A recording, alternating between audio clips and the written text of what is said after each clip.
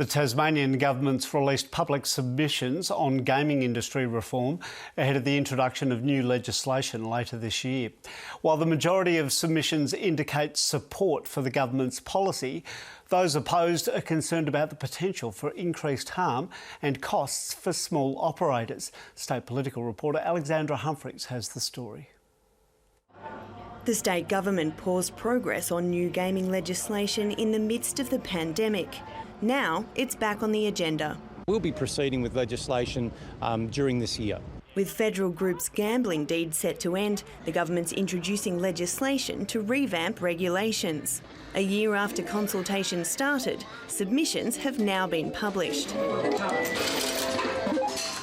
Overall, 68 were made, the overwhelming majority from hotel and club operators.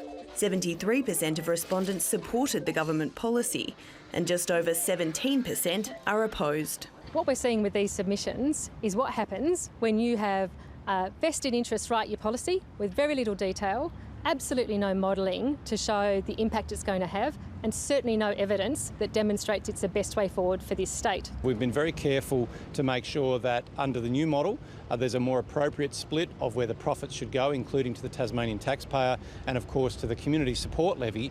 The government's policy will see pokies venues hold individual licences to operate machines, netting them a greater share of revenue.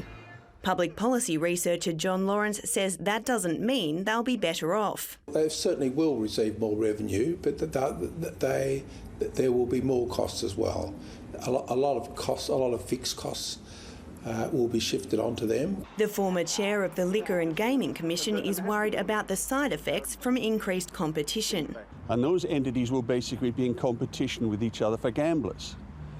And that will lead to what's happened in other states, such as New South Wales and Victoria, which is endless competition, breaking of the rules around gambling.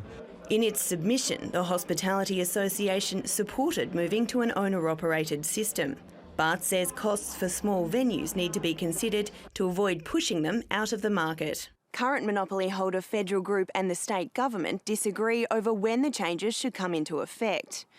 Federal says its current deed allows for 4 years' notice from when legislation is passed by Parliament, and anything less constitutes sovereign risk. That would be 2025, but the state government says its changes will begin in 2023. Well, that's the date that was pledged in our election policy. That's the date that you'll see in the legislation. High stakes for all involved. Alexandra Humphreys, ABC News.